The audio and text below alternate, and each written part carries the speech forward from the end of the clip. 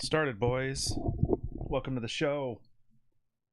Hope you guys have your coffee. I'm not doing the don't eat paint today. What the hey, we're going to old-fashioned Le Creuset.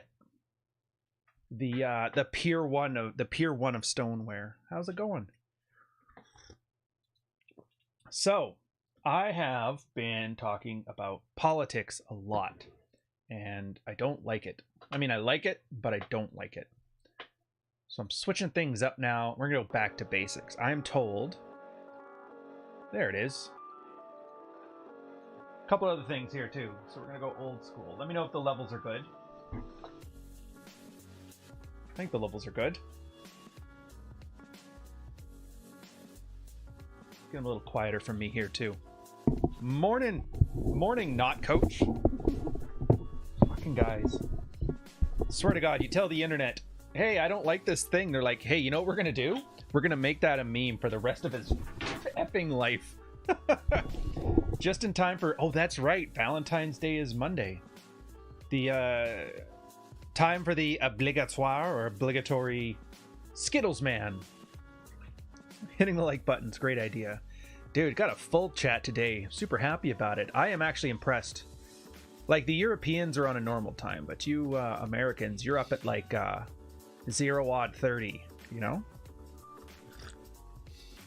So repetition is the way this thing works. What do you mean repetition? I mean, if you're a branded account of alpha males on Twitter, you have to run your mouth every day, all day about the same thing, because in the land of the internet, nobody has a memory. So yeah, and everybody's always new. Introduction. I'm doing the timestamps as we go here. People have really been looking forward to it. Yeah, so if you repeat yourself ad nauseum on the same basic bitch points, then people start to catch on to what you're talking about, and that's how you can have champion kickboxers, Kraken coffee jokes, and what are some of the other sphere memes? El Presidente. George Bruno being a weirdo, all that stuff.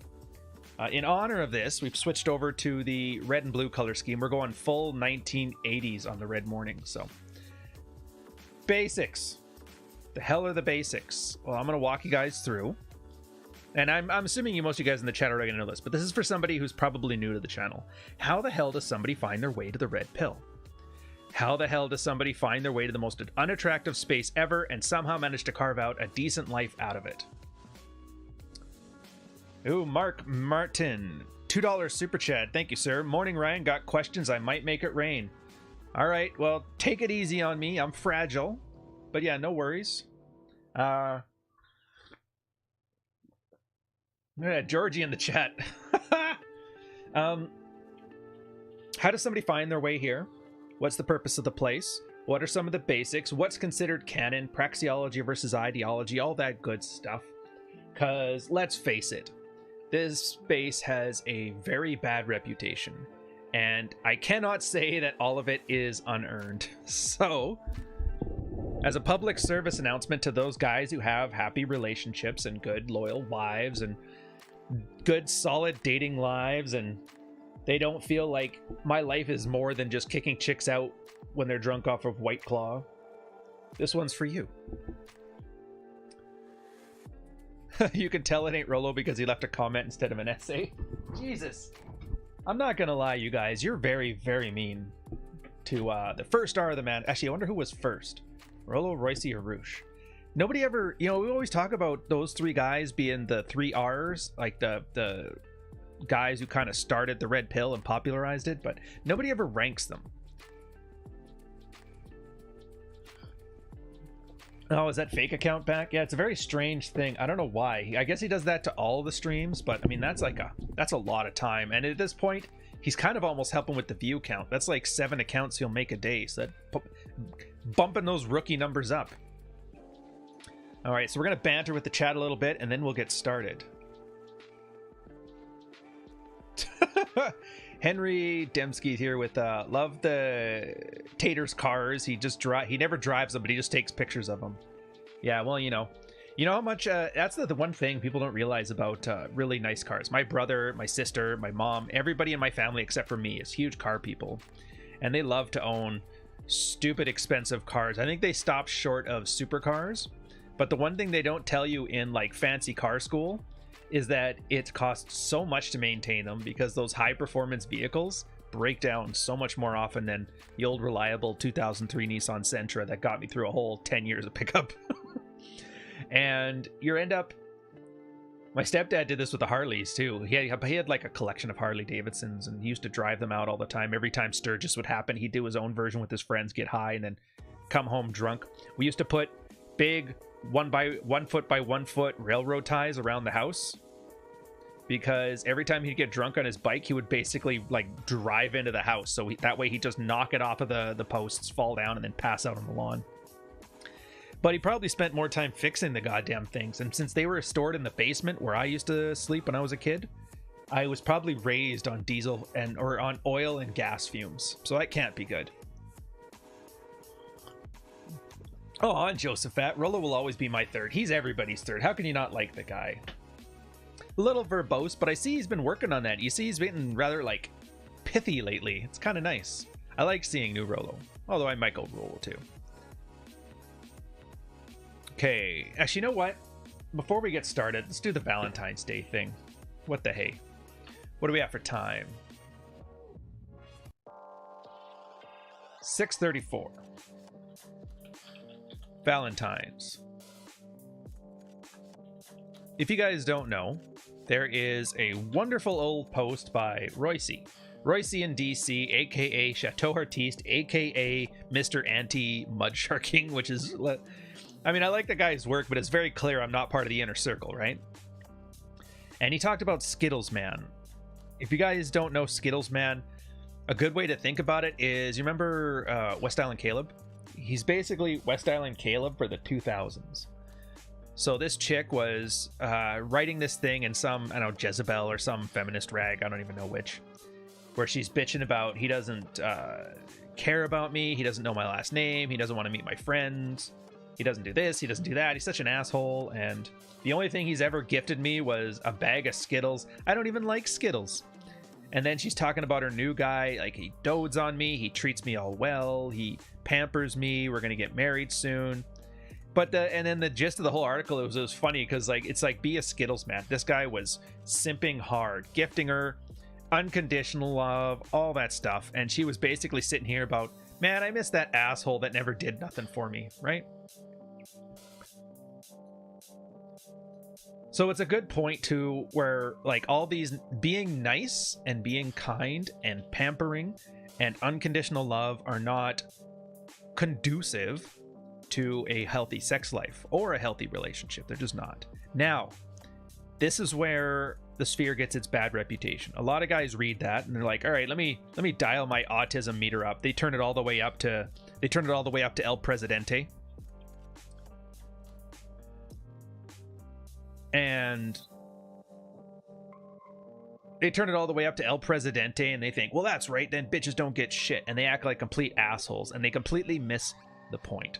The point is, don't simp. And attraction has nothing to do with how nice your flowers are. It's actually what they would call a beta quality, if you guys don't know. And I'm sure you do, but if there's somebody new to the channel, they don't. You always hear these terms alpha and beta thrown around, and everybody's always confused. What the hell are you talking about? Well, contrary to what you might have heard, alpha males aren't some like pinnacle of goodness. It's not like the remember What Would Jesus Do? It's like been replaced by What Would Alpha Male Do? But it's like ridiculous. But no, alpha was just a container word. Anything that worked for attraction, anything that built sexual attraction with a girl, it was just easier to call it an alpha trait, an alpha quality. There was like hormonal responses attached to it. What are the big ones? Testosterone. I mentioned this along, so if you guys don't remember, I don't know what to tell you. Testosterone, dopamine. I think I'm missing another one in there. Well, whatever. Anyways, it's something that makes her wet. And then beta is the comfortable stuff. That's the stuff that keeps her, makes her feel nice and gushy inside, staves off anxiety. You kind of need that, like being a dad to your kids. Like, it's a big thing. If a girl's worried about losing you, they stress out. So it's kind of a way of like maintaining a relationship. Because if you lead with just like the make her wet stuff, then that's fine, but you're never going to get a second date. If that's what you want, that's great. If it's not what you want, because most people do like some sort of company with a girl, who'd have thunk? You know, people like having conversations with the female.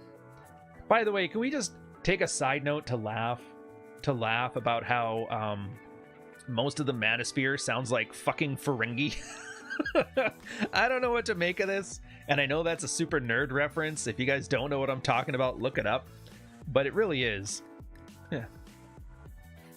Yeah, so see, Silver Bishop's in here. Alpha behavior is arousal, beta behavior is comfort. That's it. So that means, it doesn't mean don't buy a girl flowers. I bought my girl flowers. I'm like, what the hey? Happened to be around, they were there. I'm like, here, dozen roses.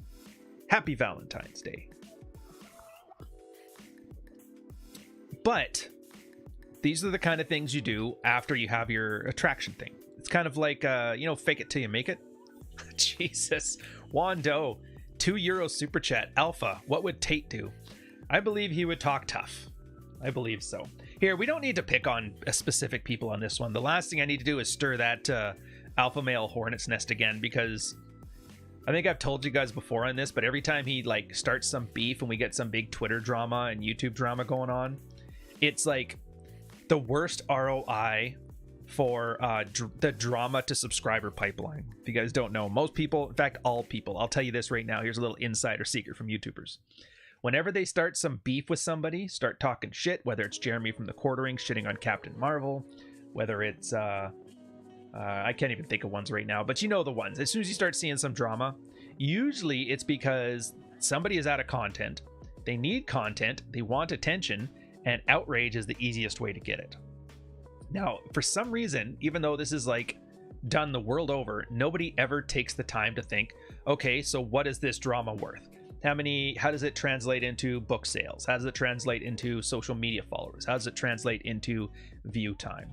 And there's been some good ones. For example, my Red Pill Coffee video on She's Not Yours, It's Just Your Turn, was essentially starting beef with this guy, John Somnes, Bulldog Mindset, and Dr. Sean Smith, who did like some really lazy critique of it to try and rabble-rouse, and I did a big video basically calling them assholes. I even have the thumbnail on it that makes it look like we're starting beef, we don't like each other. Absolutely amazing video. It's like the second best video on my channel, next to the one where I laugh at a 43-year-old for being single, which that's your guys' fault, not mine. So that had like good ROI. So, you know, if you want to start beef, Somnes or Dr. Smith's probably good. There was some TikTok chicks I did ones on. They did really well too. Tate's, however, get fuck all. Like, I get nothing out of it. So that's why I don't like starting shit with them. They seem to love it with me. I have a feeling that you guys just watch his stuff. You're probably encouraging it by giving him more views. Funny enough too, I think he's in the chat, George Bruno. The one I did on George Bruno's with his you gotta hide money under the mattress if your girl earns more than you. Didn't really do, I mean, it did okay, but it didn't do great. So no offense, George, but it's as a business decision, yeah, I refuse to have beef with you either. I know some of you guys find it entertaining, but unfortunately not enough people find it entertaining. Yes, it's our fault, not yours, for making references. All right, we take blame. Thank you very much, Jack. Okay, Mark, I see yours. Another $5 super chat. On Valentine's Day, if a woman really likes you, she will surprise you in a Victoria's Secret lingerie in red instead of giving you flowers, or instead of you giving her flowers. Absolutely. Actually, here's a funny thing. Here's an early story from when I was dating. Well, my first story of the relationship thing. So I was mostly finished my hard C schedule. If you guys don't know, there's like different grades of C schedules. And the hardest one, the high tempo, means you're sailing at like half the year. So I did that for like 3, 4, 5 years, and then they walk it back to the point where you're only out like maybe 3 weeks a year, something small like that. They try to do that to keep you from burning out. And the girl I was dating at the time, which I don't want to spoil a surprise, but she's still around. We just started dating, and she's used to like boyfriends and that always being available. Like, I gotta go on a sail, I'll see you in 2 weeks, and that was it. There was no cell phones at sea, so you can't call, you can't do anything. You can email, but I mean, who fucking emails in the 2000s, right?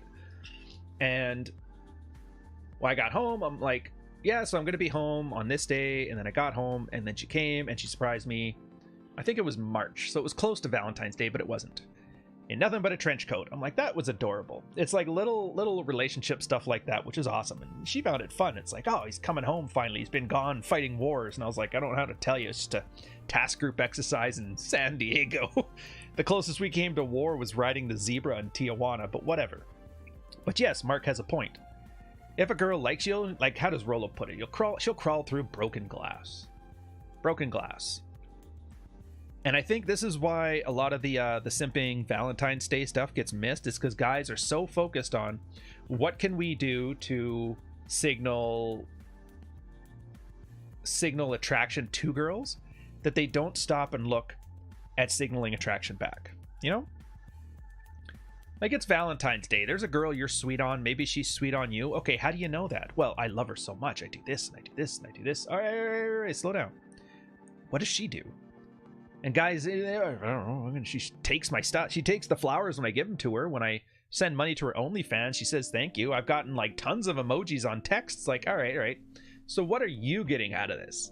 And it always ends up being fucking nothing. And so this is the point of being a Skittles man. It's that you have to be the less invested one in a relationship. You can fake it if you want to, but that's tiring. I don't know why you do it. But just realize that, like, girls are, for the most part, interchangeable. Yes, you can have this girl in your house right now. She's the greatest girl in the world. She does everything. She's a total ride or die bitch. I've been there, done that. I get it. I totally get it. But heaven forbid, if some horrible train accident took your woman from you and she died and you had to sit there and you do your 90 days of mourning, you will be able to find a girl just as good. Well, depending on how good your game is. But let's say you're on point and you got your shit together. You'll be able to find a replacement for her. It'll take a while, because a lot of it is just filtering through the trash. I mean, I think I did the math briefly once, and just in my own life and my smaller sample size, guys are running giant sample sizes now. Did you hear there's some alpha male out there who has 1,300 lays? 1,300 women. He's only maybe 28 years old. You know how many? That's like 5 girls a day for 7 straight years. The man is amazing, and he still has time to talk shit on YouTube all the time. Just saying. Speaking of beef that doesn't translate into fuck all. Back to the point. Yeah, so it's like looking for investment from the other person.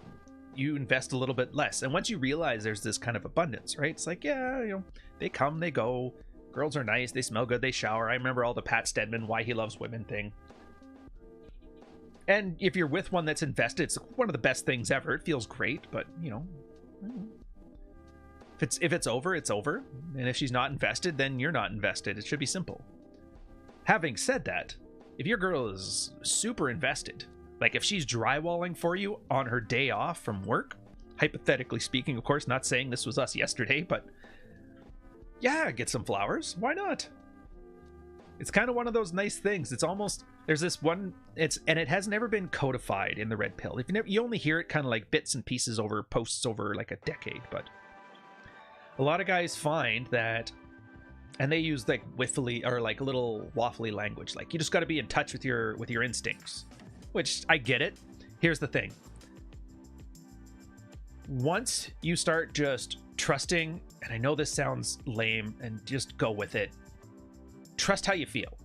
Just don't try to lie to yourself. Don't bullshit yourself. Just, you know, feeling in a good mood. If a girl's invested in you, she does all those great things. She cooks for you. She sleeps with you. She drywalls for you. All that stuff. You obviously feel better. And when you feel better, you're kind of like, it just makes more sense. Like, why wouldn't I buy flowers? I'm feeling in a great mood right now. Here you go, babe. Fuck it. So yeah. And it's good because as you start attaching your own happiness to these gestures of abundance, then you're going to start to immediately, I want to think of the right words for this. You calibrate yourself to the world, right? So if you're with a girl who's not too into you, you're not struggling and fighting to get her to like you because she doesn't like you and you're like, I'm not feeling it. So you just fucking walk off. You get ghosted. Yeah, we should reschedule for another day. Maybe. And then that's just it. Never talk again. But she's invested and you feel great. You feel great. You do great things. That's how beta is supposed to work, right? But that is a side effect. Without the alpha, without the attraction, it never works. Yeah, what do you want? Does it make you happy? It's funny. A lot of guys just don't think about that. I've said it often in here. Like, I used to do consulting, which one-to-one pays pretty well. It was a slog. I don't know how psychologists do it, because for a lot of it, you're just like listening to people bitch about their problems. And sure, you can charge more, because it's like, what is my time worth for this? But I found there just wasn't enough money. Like, I was doing $500 an hour, which is like top tier New York lawyer fees, and guys were still paying it. And I was just like, I can't take this, man. If I have to hear one more time about a guy telling me how I know what you're going to say, but this one is not like the other girl and she's great, to a 25-year-old single mom of 2 kids covered in tattoos and fentanyl, I'm like, I'm fucking out. Out. What about the 94-year-old milk delivery man from San Diego? He just found out through the DNA project he has 800 kids. Super chat milkman. Oh, yeah. Okay, here, Paul. So I've heard of that story. I don't know if it's true. Don't really care. But here's the point that resonates with people, is they keep talking about their genetic legacy, right? As if they're going to fucking be here to enjoy it. It's this weird non-flex. It's like guys who flex about, oh, I'm a strong, black man, or I'm a white guy. And you're just like, these are immutable traits. You can't really brag about something you had no hand in. You can be proud of it. Yeah, I'm part of something big. Heaven forbid, I'm talking enough about the stupid convoy to understand and resonate with that. The genetic thing, people are forgetting that when it comes to the propagation of genes, we are not the players in this game. We're the ball.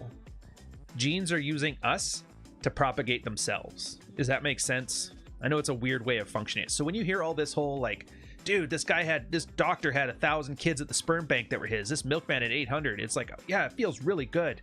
At the same time, like, the fuck's that got to do with me? Do you know how many miserable people sired tons of kids? Probably a lot. Genghis Khan basically, like, raped the entire southeastern coasts of Asia, and he has, like, 3% of the population have Genghis Khan genes. Is that saying, from a red pill perspective, you need to go and conquer Thailand? No. It's pretty silly. Yeah, genes don't care. And if you want to follow through on that one, the genes only care about propagation. So you can make the same genetic argument for a girl who gets knocked up by you and then leaves you right afterwards. Divorce rape. Oh my god. What about the genes though? Well, she's already got the fuck trophy. What she need you for? Well, what about protection? It's like, yeah, they got cops. I mean, they're a little busy right now in Ontario, but yeah, you got them. So these arguments, and it's funny because once you start looking at these arguments, and this is why I hate the bickering. There'll be like chicks bitching about guys with microphones. They call it guys with podcasts, guys with microphones. They bitch about them all the time. And then the guys are on the podcast going, what's wrong with women? Why won't they sleep with me? So both of these groups are just shit. And then you realize as soon as you start looking into anything they're talking about, and those black pill and MGTOW and ridiculous looking guys there are worst for it. It makes no sense. But then you realize it's not supposed to make sense. It's partially in-group signaling, out-group contempt, and a little bit of like, how do I post hoc justify the emotions and the feelings that I have right now? I talk a lot about men being raised as defective women, and I would say this is a big part of it. Talking out your feelings until you can process them. What's the instinct, reason, emotion thing? Which, I mean, I get where Roger Tomarso is talking about. I gotta make that a meme, I really do. Do I have this podcast on Spotify? I used to, and it just was too much work to put it up there, so I'll probably do that in the future. It's one of those times where you realize your day is packed, and so you have to carve out some stuff, and that was the smallest ROI, was to put this on multiple platforms. So unfortunately for you, you're just going to have to do it on YouTube. All right, Polish, I see you. 1 second. Let me finish this thought. Yeah, the logic, instinct, reason thing.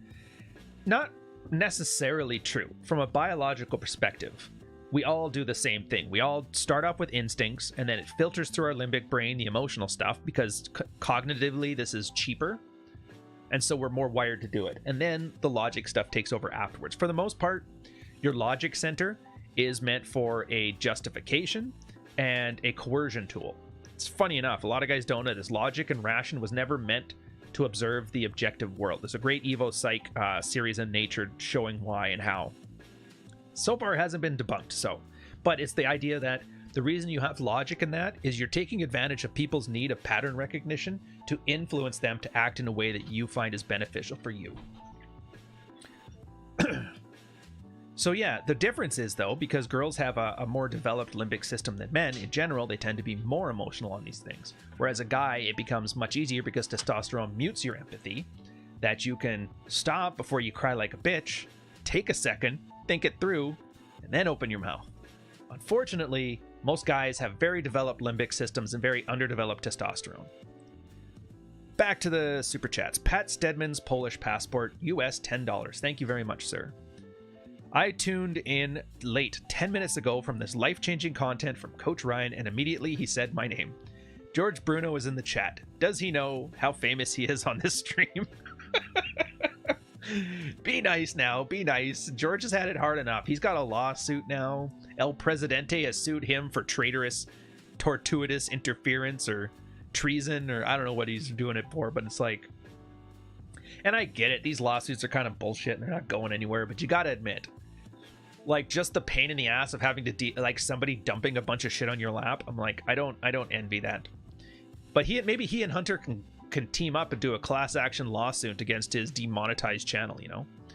Mark Martin, $10 US. I see it. Ryan, say you take a girl out and you had drinks together and she gets tipsy and flirts with other guys in front of you and you tell her to stop. Is it a shit test or disrespect? She's a fucking mess, dude. Here's something I found. When I went on dates, first off, never do dinner dates. Like, drink dates are fine. When a girl was into me, she was into me. If a girl's out flirting with other people, she's kind of like, I'm just out for the drinks.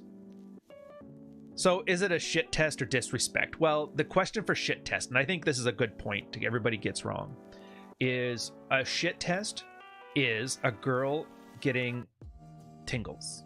Like that. Remember what I talked before about what the alpha means? The alpha stuff. But because humans are deceptive by nature, especially in sexual dynamics, turns out it's an adversarial process, not a cooperative one. Who'da thunk? Don't blame me, blame Jeff Miller. He's the one who discovered it. I think it's Dr. Jeff Miller. Yeah, blame Dr. Miller. Anyways, because it's a deceptive process, we've built all kinds of defenses and detection mechanisms inside of our genes, because those people who had those qualities ended up propagating through the species. Those who didn't did not and died off. Turns out cucking is a genetic dead end. But, you know, you got 10,000 years to sort it out. So what girls do is they throw out what's called, when we called it a shit test. It's also called a fitness test, which is more accurate because it's a test for genetic fitness. And it's like, what? But they're just being bratty. Yeah. They're being bratty because they want to see if these tingles they got are real. Now, if you start crying like a bitch, having a temper tantrum, talking about holding women accountable, it's generally considered to have failed the shit test because the girl in her mind now is like, oh, never mind. I almost made that mistake. But you keep your aloof attitude, your uncaring ways, it tends to pass it. So now in this situation, do you think that's a shit test? Do you think that's an attempt to get you to do things? The answer is yes, no, and maybe. And that's what sucks about the red pill. There is no hard and fast rules. So there's a situation where, and Caleb, I see yours there. I'll get to you here in a second, as soon as I finish this one. So why are they doing this? And this is just a thought experiment. I personally find why to be the most ridiculous question, and I hate it in the manosphere. I always say it's the how space. It's not a why space. If you want why, talk to your pastor. Talk to your pastor or your president. So for some girls, and I just had this on a mids watch actually, where the wife, so if it's a wife and you're on a date, and she does that because she wants to get some jealousy, because, you know, from their formative years, they found that, you know, starting some shit was the only way to get dad's attention. And so bratty behavior tends to be enforced and encouraged, right? Or maybe they had an abusive ex who got insanely jealous, but for some reason, the mind kind of processes that as he doesn't love me unless he's angry at me. That means he cares. And I know it sounds weird. There's actually there was some decent literature out of one of them women beating schools. I can't remember what they're called. Like the shelters, the ones that are like, I don't want, not like teaching you how to do it. It's the ones that are like diagnosing how to prevent it. So it's not misogyny yet.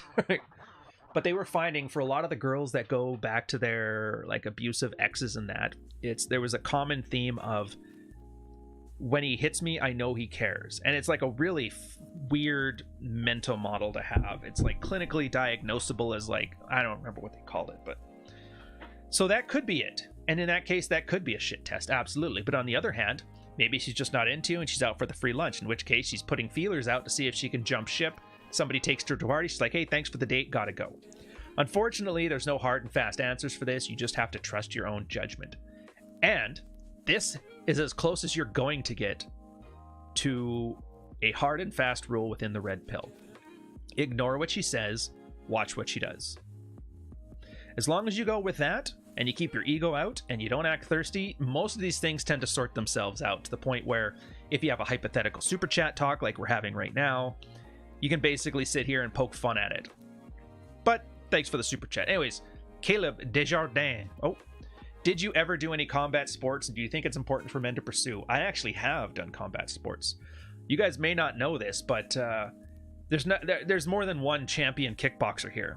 Actually, I was Taekwondo, but I was regional champion for, I guess, only a year. But that's enough that I can start throwing it on my Tinder bio as like world champion, right? World champion Taekwondo master. But I don't know, I'd flex about it more, but it just seems like, you guys remember Married Children with the Al Bundy poke high? Three touchdowns in a single game. It's like, yeah, I call myself a champion martial artist, but it's just like weird. Plus, I did MMA when I was in the military. A couple of our friends were actually training, and they have a pretty good fight record. Like, I trained at the school. You guys may not know, it's a bit of an old reference, but Sarah Kaufman, she used to be the women's MMA UFC champ for a while there. Trained at her gym. A lot of fun. There was a couple guys out of there too, ended up making decent careers, and it was nice. Unfortunately, at the time, I weighed 200 pounds, so they always lumped me in with the big guys. And I always had these like clumsy 300-pound guys that kept cracking ribs. I got so injured, I just stopped because I'm like, I hate when it hurts to breathe. You know, I can't do it. But and the second part of your question, do you think it's important for men to pursue at least one in life? So here's that value thing. And this is like my biggest gripe with the manosphere in general and the red pill marketers in specific. Like, what should I do? And my answer to that is, what the fuck do you want to do? Like, you're talking about it here like it's a categorical imperative. This is good because it's good. Christianity does that. Politics does that. Good things are good because I say they're good. Red pill has always been a hypothetical imperative. And if you don't know the difference, hypothetical is an if-then type thing. So categorical imperative, you know, eat your Wheaties, take your vitamins. You'll be a good boy. Do all the right things, you know, God and country, all that stuff. Hypothetical imperatives are, if you want to date more women, it's good to work out.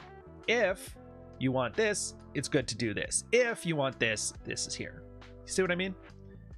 So the question is it important for men to pursue at least one in life? Well, what's the end state? Like, what is it you're trying to achieve by doing that? And nobody ever thinks that through. They just think there's some alpha quality of manliness, some Jesus figure. What would Jesus do? What would Chad do? You know? And then does he do combat sports? And that's what a lot of guys will tell you. They'll be on here like, every man needs to do a single combat sport or you're just not a man. And then insecure guys are like, holy shit, he's right. If I'm not sitting here getting kicked in the head or at training to kick others in the head, then what the fuck am I doing with my life? And then they go and they do it. And then they're like, all right, did I achieve some kind of man certificate? And the instructor's like, I don't know, I can give you a belt. You're like, good enough. Then you get on the line, you're like, dudes, champion, black belt, eat a dick. Fucking beta males. Yeah. And they're missing the point. So here's the thing. What is it you're trying to do? Now, I would argue, now in this case, from a hypothetical standpoint, I would say yes. But there's a reason. Lots of kids, especially if you aren't gifted with a genetic lottery, that you're that first kid at 13 who grows big, you're gonna get bullied at some point. I don't know if they still bully kids. Do they still bully kids or do they just give them hormones? I don't even know. And for a lot of the bullying, it's not that the kids are bigger or stronger, although sometimes they are. It's mostly because the kids look like a soft target. So being able to train at least one combat sport, especially as a kid. They used to, do they still do that where kids were given karate class when they were like 9? They did all the time here in Canada. Hockey too. So after you've taken a few punches to the face, a few cross checks into the boards, that kind of thing, you start to realize that like pain's not a big deal. Like, yeah, getting punched in the mouth really sucks, but it's not the kind of thing that you have to be terrified of and change your whole life. And then you realize like, no, not feeling like a bitch is kind of more important. So I would argue, yeah, fighting your childhood bullies is probably more of a categorical pursuit for guys, but there's a reason for it. And again, so if you have no reason to join a combat sport, don't.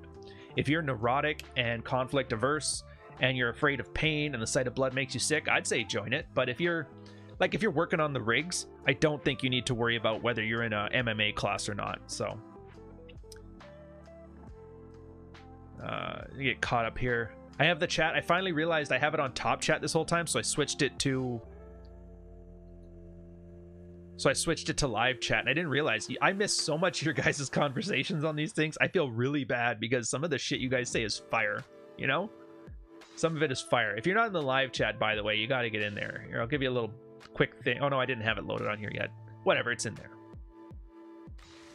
4 touchdowns, sir. Indeed, 4 touchdowns. Okay, basics. Now we're going to get to the meat of this thing. Red pill. The hell is red pill? I'll explain to you red pill.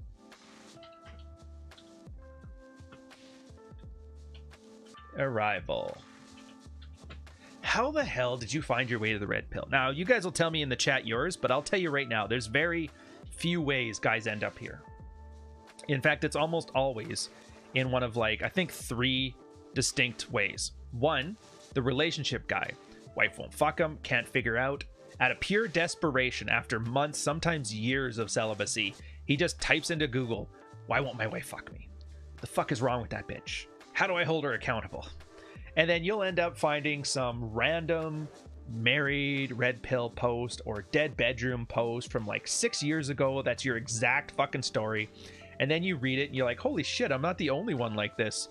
And then at some point, some guy starts talking about some red pill stuff, or you maybe read one of the success stories about how a guy turned his situation around, and you're like, holy fuck. And then you get into the rabbit hole. That's the first way. Second way is you watch some stupid hit piece. Maybe you're not like the least successful guy, or you do okay, you could do better, but you could do worse. And you see some hit piece. I remember there was like how to get laid like a warlord was a post on Red Pill for the longest time. And then there was like some Netflix shows and a bunch of news articles and some screechy feminists talking about, and you're going to notice it's exactly the same as they're talking about the trucker convoy. This is the worst stuff ever. These guys are monsters. They're creating incel factories of mass murderers. And you're like, holy shit, that sounds intriguing. I got to go see if it's as bad as they say. Same thing as like the truck convoy where they're like, these guys are neo-Nazis and they're trying to take over the Capitol and they got bayonets and guns. And you're like, holy shit, I got to go see what's going on in Ottawa. And you look right now, they have a stage erected and they're having like a rave outside because they're like, Trudeau's going to arrest us in the morning. We're partying tonight. Didn't arrest them, by the way. Empty threats. Who'd have thunk? Yeah, I see you're talking about the Batman origin story. We'll get to that part here. So that's the other way guys find it. Just because like the hyperbole is so insane that people are like, I just got to see if it's as bad as I see. Or if it's bad as they say. And then most guys find it's like, dude, like you change the language a little bit. Make it a little less purposefully inflammatory. Like, I've pretty much seen half of this shit already, so yeah, I get it. Those are the 2 big ways. The third way is, I don't fucking know. Everybody has their own little story. Sometimes, like, these little edge case stories about how a friend tried to red pill them or something like that. Those don't happen much. And then, generally what happens is if you trust a guy, you get what's called the Batman origin story. The fuck is that? This is a term, this is like one of my contributions to the red pill, which is great. I love when I actually have my own stuff and I always have to reference fucking Rollo like Mr. 33 Secrets, or who's the other ones that run them up the flagpole? Matthew Hussey, Presidente, 33 Secrets. Who else just references Rollo and pretends it's theirs? I can't even remember. All right, whatever. A special way of coffee stirring. I got fired from a job because I wouldn't fuck some girl and she got mad, reporting me to HR, sexual harassment, and I couldn't understand why. Yeah, see, that's actually, it's the same as me. Mine was a work-based one, Queen and Country. That bitch is what did me over, not a chick. So Batman origin stories. I noticed this 2017, 2018, I think 18. Anyways, Roger Tamarso was like, hey, I'm doing this convention thing. Would you, and this other guy named Hunter Drew, now he's Zach Small at the time. You can see how divergent you can get in Red Pill if you want to, by the way, if you know his content. It's like, do you want to come speak at this conference that I'm holding? There's this guy who's like who's struggling on his convention to bring in numbers. And I thought, why don't we just, like, I'll help you out and I'll bring a lot of people there. But you got to do it my way. And we can't have any like weirdos there. And he goes, all right, sure. So I go down there and nobody knows who I am because I'm just like an internet pseudonym. I'm like a Redditor at this point. So I'm like, you don't want to flex about being a Redditor. It's like embarrassing. That's like when you have to go neighborhood to neighborhood telling people, it's like, look, she was 17, I was 19, but the law is the law, so I have to inform you. Like that shit, like no. Anyways, at the bar the night before the whole thing got started, and all this sad sack of guys wearing cargo shorts and Slayer t-shirts, ripped Slayer t-shirts, not shitting on Slayer, just saying, it's like, when was the last time they came out with an album? Telling their sad origin stories. This is how the woman did me wrong. This is what that bitch did. She's horrible, blah, blah, blah. A lot of guys would even ask questions like, yeah, like, why'd you put up with that for so long? And then they would just kind of like gloss over the parts where they could have like fixed their own lives. And I thought about it. I'm like, this reminds me of every time they have a new fucking Batman movie come out, you know? Batman will come out, and then the first 15 minutes of every Batman movie, they got to show his parents getting shot. And I'm like, wouldn't it be nice just to watch Batman be Batman instead of every time I want to watch Batman do something, I got to watch his parents die in front of me? And I call them the Batman origin stories. Like, every guy who finds the red pill immediately has to tell you his story about how the whammon did him wrong. Couple problems with that. One, that's MRA shit. That's men's rights advocacy. They love that crying about this, that, and the other thing. Second part about it is it supposes that people give a shit about you. And I think this is one of the better things to come out of the red pill, is the idea that nobody gives a shit about you other than what you can do for them. It sounds horrific when you describe it like that, but it's essentially how people work. Like, why does somebody give a shit about you? Why should they? Well, because I'm just so damn awesome. It's like, no. Everybody wants something from you. Even if it's just friendship. Even if it's like just sex. Even if it's just you're an employee and you're working and like, I need you to do this work, here's some money. The only reason you're paid at your job is because you wouldn't work for them if you didn't. And so once guys realize that, especially for guys, because girls is different. The girls have the baby maker. So there's always going to be a guy. We're instinctively hardwired to like want to care for them and want to treat them better. That's why girls are such like selfish assholes now, because they are riding that genetic predisposition to protect women above all, and they're riding that fucker hard and putting it away wet. But for a guy, you don't get that. Unfortunately, a lot of people in the 70s, 80s, and 90s raised men as if they were the same as women. Oh, just have self-esteem. You got to think great about yourself. The right thing will come, and all those other fantasies. So guys get woken up thinking they start acting like chicks, and then they wondered, like, I don't get it. I acted like a chick at the bar to this guy, and he punched me in the face for being a dick. It's like, yeah, because you're not a chick. The only reason guys aren't doing this is because they want to fuck them. So welcome to the club.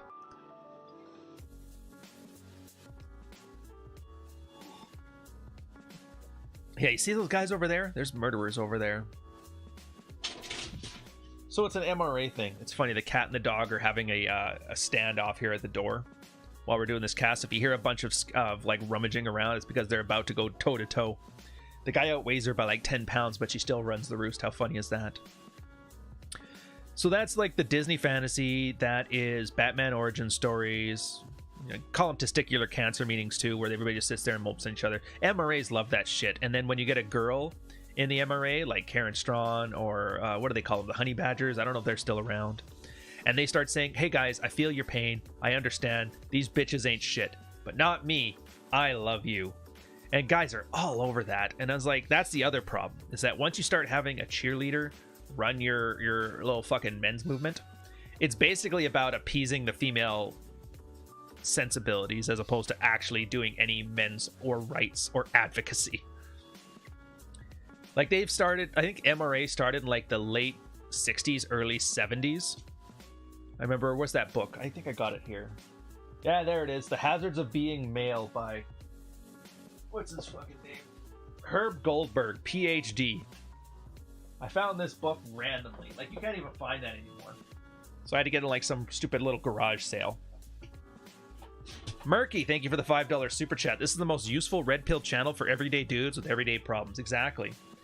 I don't need to be an alpha male. I'm perfectly happy being like, I'm perfectly happy with a B+ life. Get laid, have fun, earn money. Don't be insecure about it. Don't always need more. Honey badgers, grifters, and it's like, it's all a grift to a certain extent, but we'll get to that. Get to that later. Anyways, the point was, it's been 50 years, 70s, 80s, 90s, 2000s, 2010s, almost 60 years, 2020s. So in 60 years, name one MRA victory.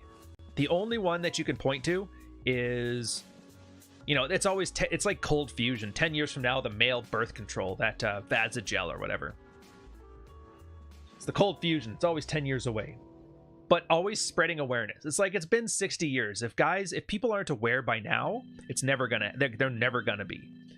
You got two solutions to this. One, they don't know, and you're the worst communicators ever. Or two, they do know, and they don't give a shit. And I'll tell you right now, the answer is number two. Nobody gives a shit about guys other than what they can get from you. Welcome to the club.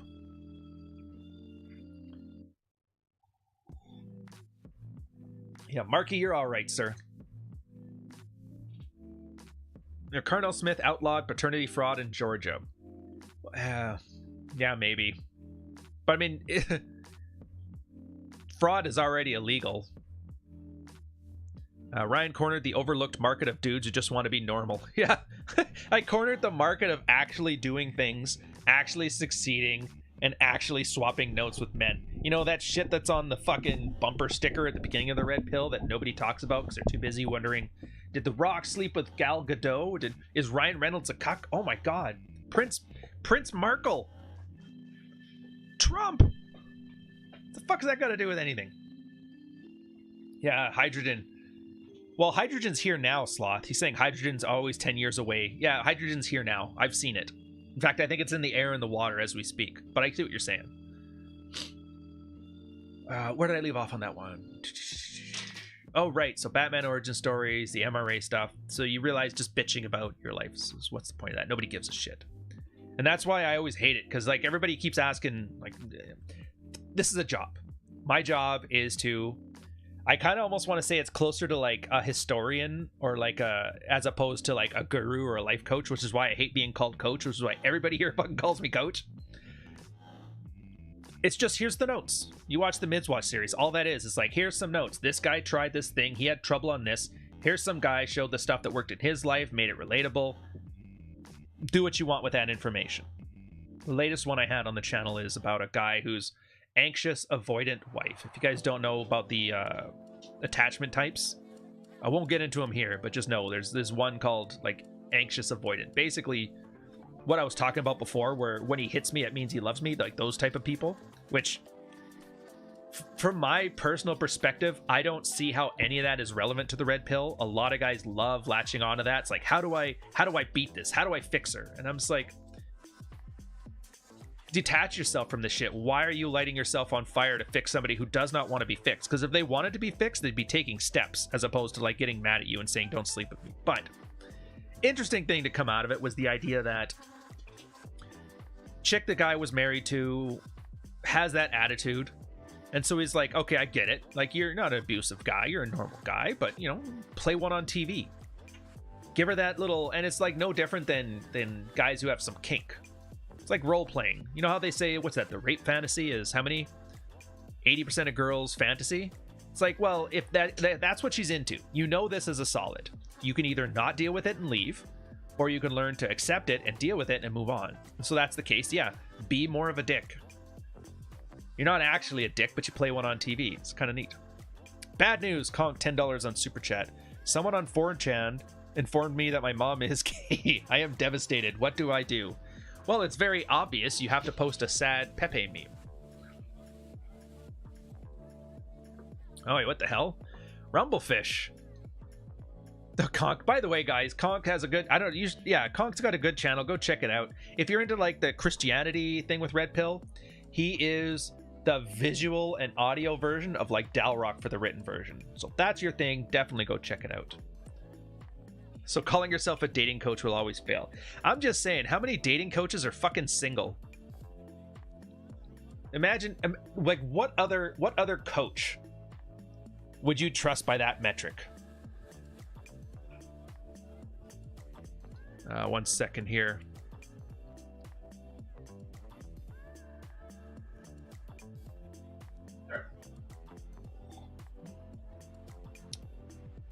Yeah, none. Hey, I'm a soccer coach. How many soccer games have you coached? None. Are you currently, have you won a team? No. Have you ever played? No. Well, why would I hire you as a soccer coach? Because I can make that ball attracted to you, bro. I'm a mechanic. Oh, really? Where's your wrenches? I don't own any wrenches. I don't know if I'd want to have you work on my car, dude. Yeah, exactly. Chase has it here. It's because there's no qualification or external standard. Absolutely. And that's buyer beware. If you're hearing somebody claim to be a coach, just realize this is like, it's probably one of the smartest things somebody told me. This is like branding. I know we're talking about basics for you guys, but I'm going to digress for a bit here on the work part of it. Somebody always told me to treat this space, this manosphere, or whatever you want to call it, the fucking red pill, treat it like the fat loss industry. There is no standards. There is no oversight. There is nothing. There is nothing but your own noggin to judge whether somebody is useful or not. There is no grievance. If somebody screws you out of some money, you have no recompense. What are you going to do? Hey, this Romanian guy charged me $6,000 for the war room, and all I got out of it was a stupid t-shirt and then a request to go harass some dude in Colorado. Well, what are you going to do? Take it to the authorities? It's like half a hemisphere away. You can't do anything. There's nothing you can do. So really, and everybody knows this. This is why you got a lot of like grifters. And grifting is like a lazy version of a graft. And a graft is like a big ostentatious scam. So yeah. So it's nice. I don't know, every now and then, like a lot of my Twitter talk is basically holding grifters accountable. Not because I think I can hold them accountable, but just because I think I'm just going to call a spade a spade. If something is absolute horseshit, I'll just call it horseshit. Some moderate amount of gatekeeping is possibly a good thing. And you know, it'll only matter if I provide you guys good content. So back to the basics. Where did we leave off here? So we've been talking about, what was the last thing I did here? I'm going to go on a chat. Summoning the banhammer. Tisk tisk. Marty, I swear to God, I will ban you and remove that fancy wrench from your name if you call me a guru again. Anybody remember Coach Red Pill? Yeah, I remember him. He's actually... So Clary talks about him. I guess he's a nice enough guy. I don't really know him from Adam. I just remember the first time I ever watched his video was him talking to like his whammon ain't shit. This is Rolo stuff, and I'll repeat it wholesale. And he was sitting in a woodworking shop, but everything was clean. And there was a pistol on the table in front of him between you and the camera. And it reminded me of another MRA guy. What was his? Paul Elam, where he had a green screen behind him and he put a pub in the background. And I thought, all of these adorable little like masculinity symbols are just they're hilarious. Like, hey guys, trust me, I know what I'm talking about. I'm at a bar.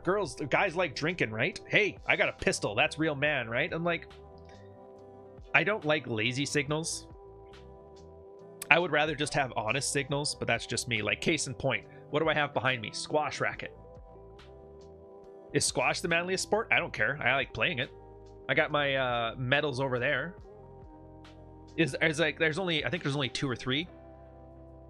Is that the most medals you can have? Do you need to have a full chest? It's like, no, that's the ones I earned though. The old posting units, the hats, a $200 scotch. Like this isn't big flexing stuff. My Pusser's rum flask. Bought that. The tradition is you get that in your first foreign port. I got it in San Diego, 2004, and then you drink it at your retirement party. So my buddies and I drank it. They flew down here from Quebec and Halifax. It was good times. Oh, and then the Sultan pipe. I don't know why. But that's the point. Like all these symbols of masculinity, it's really annoying because it only appeals to a certain type of person. I'll give you an analogy here. And I know don't use an analogy when you have a good example, but I like the analogy. When broke people get money, what do? They put fucking spinners on their rims. Look at those rims. They spin. Now, who thinks that guy is rich? Rich people don't. because rich people don't put spinners on their rims. Rich people don't even drive. They get other people to drive them around. But poor people think that's what rich people do. And so they love that. Now that you know about the spinners analogy, I want you to think to every flex on Twitter, on YouTube, on Instagram, on that sales page. Every flex. It's always, you know, Versace hats, Lamborghinis, fucking truck nuts, axes in the woods and shit like that, right? Makes you think, who are they trying to appeal to? It's not masculine guys, because masculine guys are like, why would I own a fucking half-ton Chevy with an extended cab? What am I going to do? Fill it full of feathers? Which, by the way, that always makes me laugh the most when it comes to like lame symbols. A half-ton truck with an extended box. It's like, what are you trying to do? I just want the biggest, cheapest piece of shit ever that makes me look like a man. You really want to impress me? You know who the most masculine guys I knew with trucks growing up were? They owned like shitbox Datsuns and Hondas with like a roll bar and a gas tank on the back of the cab. The thing was rusted out, but that's because they're like, yeah, this thing's light and snappy and I can drive it through the woods when I'm doing, you know, lumber milling. And that roll cage is there because it's more than once a tree has fallen on my truck and I don't want it to smash on my windows. Never trust a man whose truck is clean, you know? Sam Whiskey, $10 super chat. Thank you very much, sir. They consummated under the crescent moon. She divorced him at noon. Well, what? That's some fucking magical shit there. Magnus has a good point, too. CRP lives in the Ukraine near the... Who's CRP? Oh, Coach Red Pill. Lives in the Ukraine near the border with Russia. Great place to be in the current war-minded climate. See, now, I would like to hear his opinions on the current Ukraine situation, because... we all know whatever you're getting fed to you from the media is absolute bullshit. If you don't believe me, watch my little mini documentary on the convoy, the Canadian convoy, and go watch media representation of it. According to them, it's like Nazis storming the Capitol. But if you look down at there, it's basically just like everyday working Canadians with their kids playing around and basically forcing the government to take action. So it's absolutely funny. Callie G, $10 super chat. Get cabin in the woods like a certain Zach. Oh, Jesus. I don't want to give Zach shit because, like, look, I get it. Our paths are different, but we actually first found our way to the married red pill within, like, the same month, I think it was. It's a joke, but a lot of the guys talk about it like it's graduating classes, which is kind of funny. But yeah, so he's part of my graduating class, so I've always got a soft spot for that guy, even if I don't agree with a lot of his branding thing. But that's like I can separate people's work from people's like private lives, and unfortunately a lot of people don't, which is kind of weird. But yeah, the cabin in the woods. Why would you want a cabin in the woods? Well, because I want to get away from all these people. It's like, well, then clearly you can't be red pill, because if you read red pill, part of the sidebar is the 48 laws of power, flat out in there. Isolating yourself from things is like dangerous. So yeah, society is annoying, so I'm just gonna go leave it. It's like, no, get used to navigating it, dude, because it's not going away. They're just going to encroach upon your territory. Easy to ride a bike when you have no hills. To be fair, and here's the difference. A lot of guys like hardship for the sake of it. I like the idea of don't even ride a bike. Like, if your goal is to ride a bike, yeah, make it so there are no hills, so that way it's as easy as possible. This is why a lot of things, like guys who want to take steroids or TRT, well, that's cheating. It's like, fuck cheating. What's your goal? Well, I need to look good naked. You want to lose a lot of weight. You want to put on some muscle. I weigh like 140 pounds soaking wet. I want to be 180 pounds and handle myself. Sick headset came out because I'm swinging my arms like an Italian. No offense to the Italians in the chat. So yeah, if that's your goal, then we're gonna do what you got to do. Like, what was it? John got a lot of shit. What was it? 6 months ago, because he went and got liposuction. I don't know, he had $2 million of disposable income. He had gained like 20 pounds or something like that because of all the stress of what he put himself through with the course. And he's like, I need to lose this as fast as possible. No problems with that. Same thing as prostitution. A lot of guys, I just need to get the itch scratched. I'm not looking for a girl. I don't need validation. I'm paying her to leave. I'm like, do what you do. Like, it's not the choices I would make, but you can't begrudge a guy for single-minded focus, right? And this is where you can find if somebody is red pill or just pretending to be one online. It's that when somebody does some shit that goes against your morals, how do you react to it? And this is why, and this is the next part here. What do we have for time? We'll just call it 1 hour. Amorality. Mark Martin, $5. What do you call a guy who flexes with hot women on social media and walking with her in public? I don't call him anything. I always love that. It's like, if I see my buddies and they did some fishing and they caught a sturgeon and they hang the sturgeon, they take a picture and they show it, hey, look at this sturgeon. I'm like, it's a nice sturgeon. But I'm not sitting there like, man, why can't I find a sturgeon like that? I find it's the same thing with the girls. It's like a guy's need to validate. Now, don't get me wrong. If he's just posting, yeah, I'm out with my girl, I'm out with a date, having fun, showing off the lifestyle as a branding thing, I get it. But if it's like, hey, look what I can catch, that's some chick shit, dude. Like, how many times... Is anybody here older? Relationships, marriages, maybe friends who were married, maybe friends who were divorced, female friends especially. How many times have you seen the girl flex about the dude she's fucking? Or the dude that she married? This is my man. This is my guy. Look at the ring he got me. Shit like that. Those like weird relationship flexes are such like a chick thing to do. As a guy, until I came on Twitter, I had no idea it was even a thing. But now those guys are fucking everywhere. And I'm just thinking... One of the other things I coined was men being raised as defective women. And I swear to God, every day the internet reminds me how apt an analogy that is. But yeah, what do I call it? I call it... I wouldn't even know what to call it. So I guess it's when you see a girl, like, I'm leaving my medical degree to have an OnlyFans account. You're like, oh, that's too bad. Well, I wish you luck. I guess it's that. Resigned indifference. There's a good word for it. Resigned indifference. Mark, a wealthy man? Oh, fuck. Guys who flex tend not to be wealthy. Guys, like, that's like the spinners thing, Torsh. And I'm sure, like, you got your experience too, and I could be wrong. But I find the wealthiest people I know flex it the least. Even Rich. Like, you go to Rich's place, it's got a very... Everything about it is fairly modest. There's nothing. There's no Versace in his house. There's no nothing like that. But his car's fucking sweet. But if you didn't know anything about cars, I wouldn't fucking know. I'm like, oh, it's a nice car. It's like the sturgeon. That's a nice sturgeon. If you're a fucking pro fisherman, though, they're like, dude, that's a 400-pounder. You're like, holy shit. But that's the thing. But that's because Rich just loves fucking cars. Loves cars. So he gets the car that he loves. And other people who like cars like that car. And they know why that car is good. Because he's interested in the thing. Same thing as MMA. Imagine, I'm an MMA fighter. Oh, that's cool. I'm friends with Ken Shamrock. You're like, what the fuck do I care? Why? As opposed to like, yeah, I train with GSP. You're like, oh, that's kind of impressive. But yeah, guys who flex their wealth, generally speaking, want you to validate their ability to get wealth. Which to me, it seems like to defeat the purpose of it. The whole point of getting rich, and I actually talk about this in my book. If you haven't seen it, Fuck Files on Amazon and Kindle and audiobook from Audible. Go check it out if you haven't already. Those of you who have can vouch for me on this one.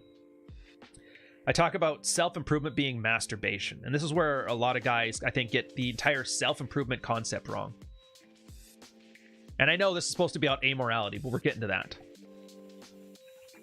So, like, why did you want to be rich? I want to get money. Okay, that's great. What do you need money for? Well, I don't know. So then how much money do you need? Well, I don't know. Well, what happens if I don't acknowledge you have money? Well, that's horrible. You guys need to acknowledge I wanted money. I got money. You better love me. And you're just like, why the fuck did you earn it? Do you know how many examples I can see? Like, just, dude, just in this space, you see a guy who like is broke and then comes into money, makes money because he did something, he's successful, great, power to him, no jealousy there, no hate. But then they start getting paranoid. They're like, everybody's coming after my money. They just want me for my money. I gotta flex this stuff. And now I'm worried I'm gonna lose it all. And I'm just like, why would you do this to yourself? Why would you make all of this cash just become a nervous fucking risk-averse wreck about it? All the qualities that got you there, you're throwing them away now because you're worried about losing. It's more money and scarcity mentality. I've never understood it. But it's not just money. That's the same thing with girls. How many guys... Like, and I like the guy. Nothing, no beef on him at all. The Red Pill Dad, RP Dad. He was on like the picking up women thing. The women ain't shit. You know, 40s picking up 20-year-olds, loving it. got a girl he was really into, and all of a sudden it was like, oh, this is great, starts talking tradcon. And then he was like, yeah, and I cheated on her. That sucks. Now she'd probably want somebody else. I'm not a good man. It's like, well, don't flex about things, because that's not the point of it. So the point of this is there's a reason. If you want money, like I can tell you right now, I want money because I don't want to have somebody tell me what to do, and I cannot say no. That's been, everybody talks about like their vision and their mission. That's my mission. I want to be able to tell anybody I want to fuck off and be okay with it. It's a really simple goal. It's not an anger, hatey goal. I'm just like, I don't like it. It's partially from the time in the military where you had to eat shit with a smile, and a lot of the strategies were about coping with being told to do shit that made no sense and that you didn't like and that wasn't useful, but somebody said it, so you got to do it. I'm like, never again. I will leave money on the table. I will tell anybody. I don't care how big you are. Rumblefish, $10 super chat. I am most impressed seeing alpha behavior from guys I didn't expect it from. Ryan Point, pick behavior that serves a best outcome. People care for 5 minutes and then they want to see what's next from you. Absolutely. I'm totally with you on that. And Stedman, I see you there too. Don't worry about it. I'm getting to you.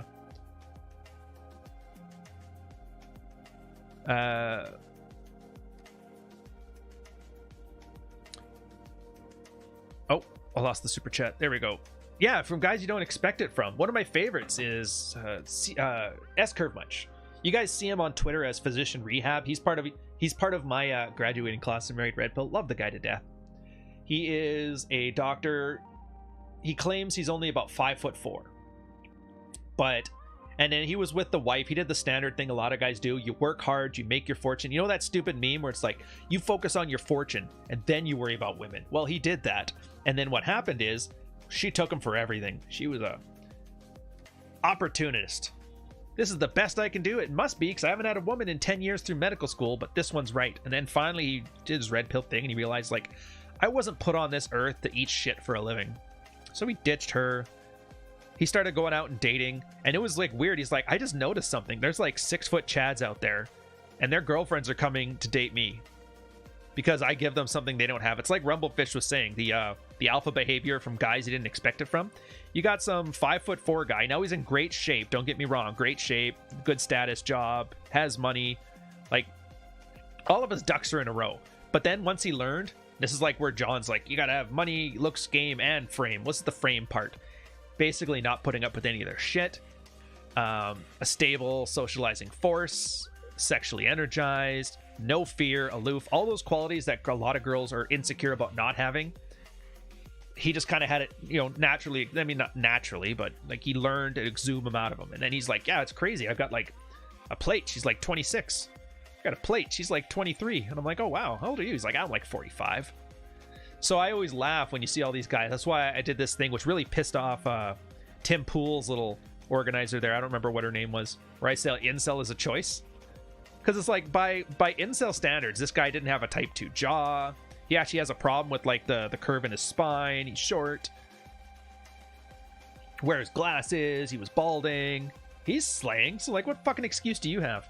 Anyways, that really pissed her off. She's like, what the fuck is this? Then some MRA cheerleader account, I don't know, some Bessie McGee brought out, and there's this guy, and he still follows me. I see him every now and again on Twitter. It's nice. He calls himself disabled incel. He's basically like Mr. Glass from the movie.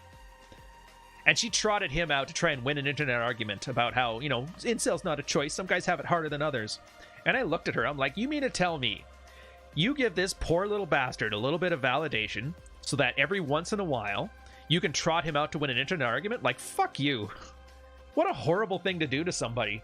I just need you in my little internet argument box here so I can break glass in case of an emergency.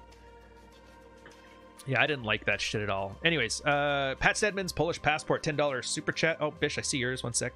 Hypothetical imperative equals moral relativism. The question earlier about every dude should learn to fight is the same as the Calvin Ball rules from your book. Absolutely. Again, moral relativism. This is something, and this is why I say the red pill is amoral, which a lot of people hear and think, you mean immoral, right? I'm like, no. Immoral is you know what you think of as right and wrong, and you decide to do wrong anyways. Amoral understands that you just leave morality out of this question. Like, what's the morality to fixing an engine?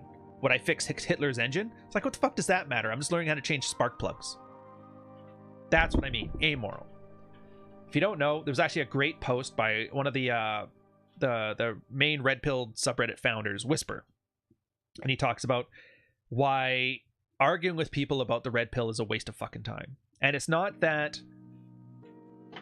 people argue because they think different things, but they aren't even able to see the situation the same way. In which case he goes, insofar as you could call like a red pill mental model like a thing, you're gonna find a lot of red pill guys think about objectivity. There is one truth. This is true, this is not true. I hit this light switch, this light turns on. That's true. It can be more true, it can be less true, but there's one set of truths. And so generally speaking, when you converse with somebody, it's to try and find out which statement between two conflicting ones is more true. Or maybe there's a third truth that comes out of it. You're like, oh, okay, so that's the truth. I get it. As opposed to what we kind of just for convenience sake call it the blue pilled idea of objective relativism. That's where it's my truth. Truth becomes a codified collection of somebody's personal experiences. That's why you notice every time somebody's like, AWOLT. Well, my aunt isn't AWOLT, so fuck your argument. You're like, it's not the point of it. But it's always got to be some personal anecdote as one example as to why it doesn't work. And then you see the little meme about the bell curve. Somebody looks at the third standard deviation on a bell curve and uses that to explain away the middle of the bell curve. Next part to that is morality. And then from a red pill perspective, you have relative morality, which is things are good or things are bad for you or for him. Something could be great for me, bad for you. If I yell wham ain't shit here 24/7, 365, have a podcast where I kick chicks out of my house after getting drunk on White Claws, morally, that's good for me. It's bad for you as the audience. I'm basically rotting your brain. As opposed to, again, for convenience, a blue pill mindset where moral relativism is moral objectivity, or moral absolutism, I think is what it calls, or moral objectivism. There is one morality. You can either be 0% moral or 100% moral, but this is it. That one line of morality is all we got. So, red pill stays amoral because it's like, you know, somebody will... Ultimate Cad, he's an old school guy. He's like before my time, but he used to talk about his story, and a big thing was like he liked sleeping around. His wife basically crossed the line, slapped the wife goggles off his face. He was done with it. So he's like, I'm just going to fuck everything. I'll leave her on my timeline. She's done enough. Oddly enough, she became like super wife after that. So I guess it's one of those fucked up situations where her like desperately trying to cling on to him and have that high level of anxiety was what, yeah, I'm not an abuser, but I play one on TV, that kind of shit, right? And so he's like, I talk about this shit because I can't brag about it at work. They'll get me fired. I can't brag about it at home. My wife will fucking be pissed. So you guys, these stupid online internet incels are the only guys I can brag about my conquest to, right? So it was like a great source of information. And you can always filter out then who's there and understands that things are amoral or not. So yeah, he cheats on his wife. It's not my thing. I wouldn't do that to my girl. I'd probably just leave first. But then again, she's never given me a reason to, so I don't even have to consider the situation anyway. But learned a lot. And any guy who was worried about his wife cheating on him probably learned what to do about it through him. And it's none of this... Again, no offense to Donnie. None of this put a fucking GPS tracker in your wife's car or forbid her from this and forbid her from that. He was like, look, if she cheats on you, you're never going to know. The girls that were cheating on their husbands with me, they would call, and they'd wish him well, and then they'd suck my dick afterwards, and you're like, holy shit, what the fuck? But yeah, they were literally able to put on a fake facade for the husband. The husband was clueless.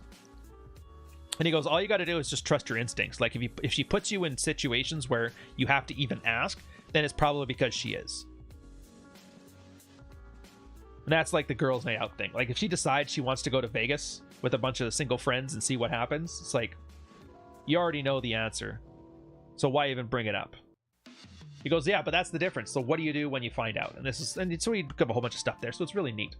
So red pill is amoral for a reason, because some of the best things you're going to learn are from people who have values and morality that's different from yours. In fact, not only different, but diametrically opposed. You should never cheat on your wife. You made a solemn oath. It's like, did you? Like, what's the consequences for breaking that oath? Oaths used to mean something, kind of like laws. There's no infidelity laws. Your wife could go out tomorrow, suck 7 dicks, come home, tell you about it, And there's not a goddamn thing you can do about it. There really isn't. Hard power does not exist. The law is not on your side. And even if you decide to leave her on it, they're like, well, you promised to take care of her. So, yeah, here. You can pay this child support. She gets the kids, though, because she's a stay-at-home mom. But she sucks 7 dicks. It's like, yeah, well, you know. That's outside of the court's jurisdiction. Jurisdiction. Silver Bishop now, the $10 super chat, or €10 super chat, you know, fancy European. The nice thing for me is the things I enjoy are cheap, so I don't need to waste my time getting a 6-figure salary and still have enough money for me to enjoy my life. See, that's the point. And this is from the book that Polish was talking about earlier. What is it you want? How much money do you want? Well, he knows what he wants. He knows how much it costs. He knows how to get it. He knows how to enjoy himself. So what's your number? Let's say his number is 70,000. I just need to make 70,000.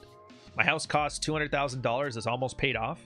Taxes are this. Lifestyle is this. This is all I need. So then if somebody... Now, here's the thing. So if somebody's like, hey, do you want to raise 10%? You can come work for my new company. You know, you're going to have to work 20 more hours a week. He'd probably be like, no, I don't want the money. Fuck that. On the other hand, if somebody's like, hey, I would love to offer you $60,000 and you can work half as much as you do now. He's like, well, that doesn't really meet my needs because then I'd still have to make up the difference because I need 70,000. That's my goal. So like, no, thank you. Which is weird. He's like, I don't get it. You turned down this guy for offering more money, but requiring more time from you. But you also turned down this guy who offered you less money and requires less time from you. You're like, yeah, because that's not what I need. That's not what I want. That's how you get mental point of origin, I believe is the term that the kids call it nowadays. Knowing what you want, knowing how to get there. And it's the funny part of Red Pill is that you first get here because of some sexual deficiency. Wife won't fuck me. Girls don't fuck me. I don't know how to get laid. Some derivative of that, right? Then you start fucking. And you realize, oh, women ain't shit. But not like a, women ain't shit. It's more like, oh, women ain't shit. Whatever. It's like, you ever see the meme about nihilism? Where what people think nihilism is, and it's a girl crying in the corner thinking nothing really matters. And then, like, what nihilism actually is. And it's a dude with, like, Zach Morris hair going, hey, nothing matters. Right on. Where you realize, yeah, most... And I think Palinchuk put it best, to let what does not matter truly slide. It's a wonderful thing. And all these guys talk about how nihilistic it is. It's like, yeah, you're getting an existential depression or whatever different. Nihilism isn't anything. Nihilism is about killing golden calves that don't produce milk anymore. That's all it is. If you're useless to me, you're dead to me. God is dead. God can't even keep my woman's dime between her knees like her mom taught her, right? So, like, what the fuck good are you? Tom Bombadil, $10 super chat. Ryan is bearing witness to the truths of Jehovah, the ancient... What the fuck? Thomas? God damn it, Tom. What happened to your Bombadil Abbey, by the way? It's just a big T now. Jehovah of Eighteness Days and won't tell you these emasculated churches. Also, is that the real George Bruno? Yeah, that is the real George Bruno in chat, I guess. I mean, I guess you can't really pick your fans, but I don't know. Good for you, sir. It's not preaching. Like, here, I hate that. I know John likes his whole, like, Sunday sermons, he calls them. It's like, I don't want to preach to you guys. It's not the point. I think I told Rolo this on a live stream with you guys, like, 2 years ago. It's that if you could wave a magic wand and shape the red-pilled space into, like, what your ideal thing would be, what would you do? I can't remember what he said. I think his was just, like, make every guy happy, men and women good together, polarity. And mine was, like, I would prefer this had the same... mechanisms that like lawyers had, as opposed to like P.T. Barnum and entertainment and all that shit, right? Advice, it's kind of boring. A C-SPAN argument, there's like a qualification, there's gatekeeping, there's certain modicum levels assessed. Basically getting all the shit out of your way that every man should 100% handle in his own life. Nothing that requires extraordinariness. If we get everybody up to that 5 out of 10 level of like competent and sexual and whatever, I would consider it a win, because most guys are at 2 right now, with there are very few guys at 8. I would rather have a rising tide lift all boats. And then, oh, heaven forbid, imagine, and it's like, imagine if every guy had his shit together to a decent level. Not an extraordinary level, a decent level. Imagine going to work and you enjoy all your coworkers because they're switched on. Imagine going out to the bar, meeting some new people, and you're like, dude, I just met some new dudes there. Awesome dudes. Don't take chicks too seriously. None of this simping stuff. Thirst is absolutely the worst. Last chapter of the book. Thirst is the worst. And it turns out having a thirsty coworker, a thirsty boss, a thirsty anything, they will fuck your life up at the first whiff of pussy. And it's like, if you could get rid of thirst in the male condition, you will basically fix this whole rite of passage male camaraderie thing. Because you at least can trust that the guy won't ruin your life at the first scent of a possible whiff. Rumblefish, $5 super chat. First 60 days of the married red pill was brutal. Converting to self-interest is a new behavior for most. Do a vid that games out the first 60 days, cooking optional. Actually, that might be a good way to do. Bring back the cooking days. What I'll probably end up doing, like that's my one plan, was to do a ramen noodles video. Like, you can make them from scratch. Yeah, turns out it's actually not hard. It's just the alkaline is a bit tricky. Like, you can't use lye because you can't get lye. So what you do is you oven bake baking soda. You put it in the oven at 250 for like an hour, and it alters the alkalinity of baking powder or baking soda, so that when you make noodles, you make it with like a 2-to-1 ratio, like a 50% moisture. So it's a very, very dry noodle. But then you make it with that baking soda, it becomes alkaline, so that when you boil the shit out of these noodles, they actually get spongy, as opposed to, like, you know, when you put flour in water, it just tends to dilute and becomes gummy. It gets rid of the gummy. All right. Torsha, where are these questions? Have you heard about stealthing? Yeah, I've heard about stealthing. To be fair, that's like that weird edge case shit. Like, who stealths? Really? Who's like? Give me 100 dudes who fuck and tell me who stealths. Fucking nobody. Nobody stealths. I've never met a guy who stealthed. And it's not like I just don't meet enough people. I will say this right now. My time, like university, nobody ever stealthed. People would like go without condoms, but they would never stealth. Military, nobody ever stealthed. So that I always find, and it's like, you're talking about the incels shit here, which is, yeah, I get it. But this is why I don't invite people who don't fuck into a conversation about fucking. Because they're just useless. They're fucking useless. There's nothing they can say is of any use because they invented all this stupid hypothetical shit in their head. Like, I'll put it this way. When you're saying the incels say it's their right to spread their seed, like, have you ever, like, you're calling themselves an incel. Do you think they've actually done it? Or do you think they fantasize about tricking some girl? Yeah, I can trick her to fuck her. That'll be perfect. It's like, dudes, I don't know what to tell you. This is why I have, like, no patience for any of that black pill nonsense. I know a lot of guys, like, was it Troy, like to argue with Wheat Waffles or whatever the fuck his name was, and Rolo likes talking about who brought him up the flagpole at that one time, and I'm like, you know what? No, fuck those guys. They can fuck off.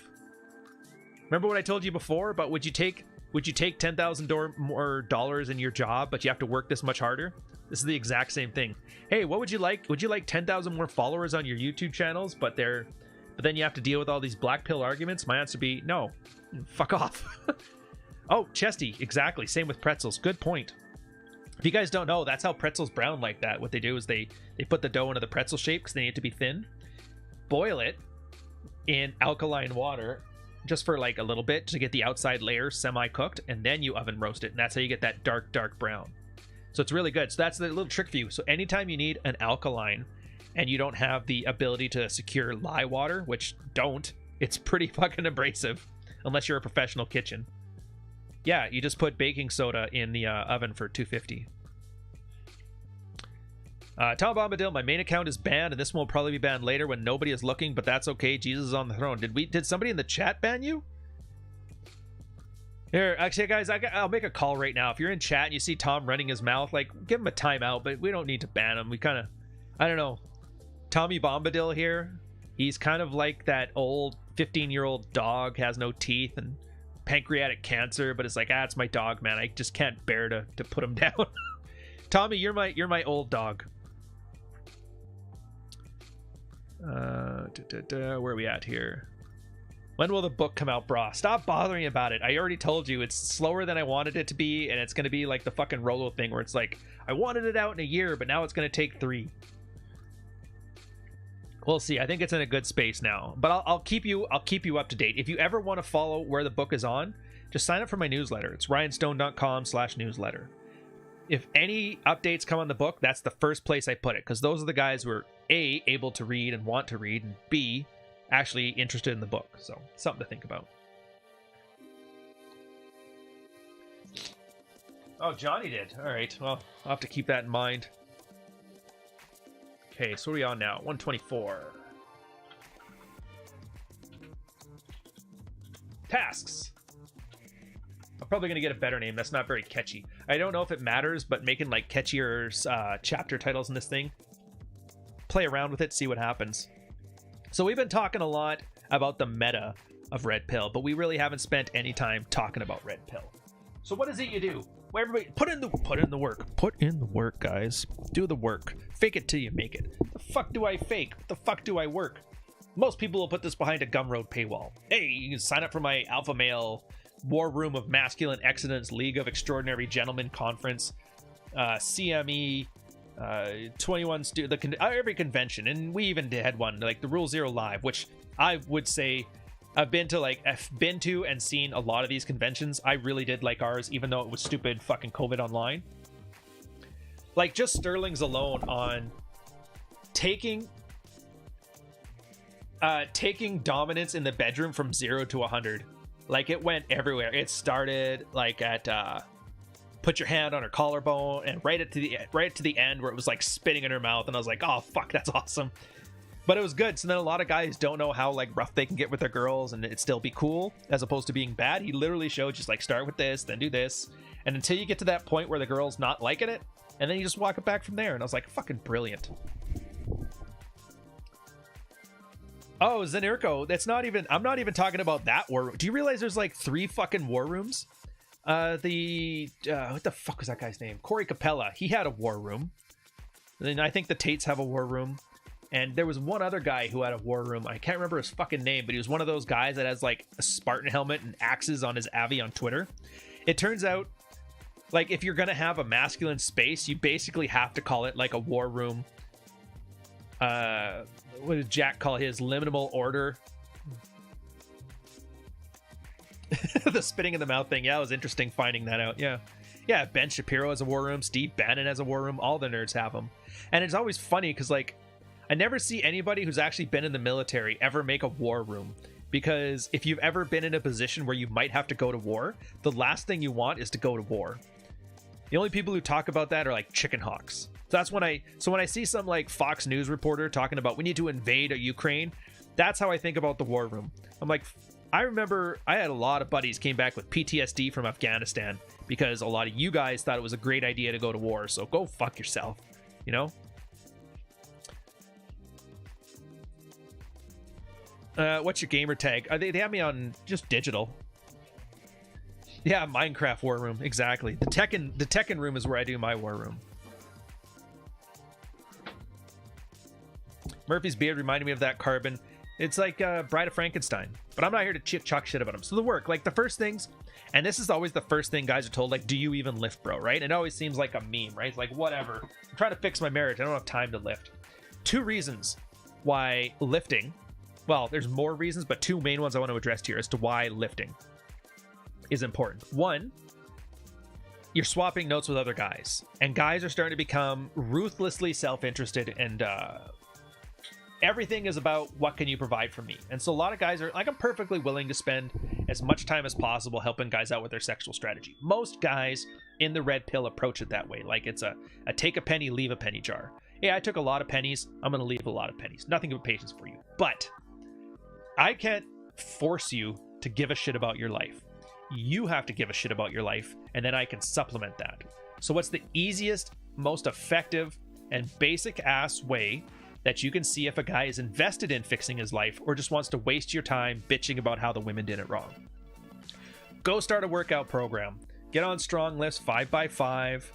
If you've already got a good strength berry here, do on something to gain muscle, fat loss, that kind of stuff.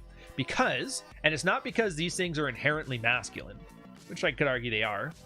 It's because if you can't be arsed to just lift a weight 3 days a week and take some fucking care of yourself, then there is no way I'm going to waste my time talking to you about anything else, because you're just going to fuck that up too.